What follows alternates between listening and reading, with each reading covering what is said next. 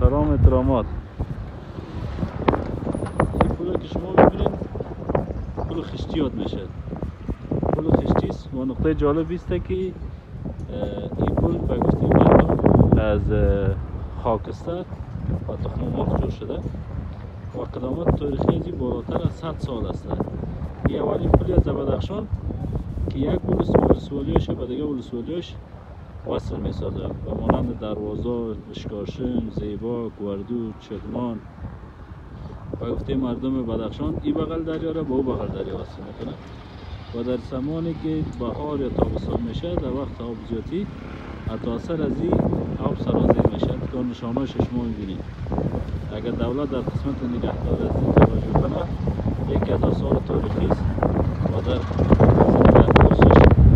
توجه بسیار خواهد است. این پول باز بعدا در بغل از این پول میکنه بعدا توسط روسا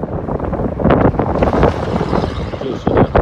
که باز آهسته آهسته دیگه پول به نام پول استاد ربانی و پول کلان مردم بدخشان زیادتر این پول آشنا هستند و زیادتر مردم هم به سیاحت میه یک بار از این پول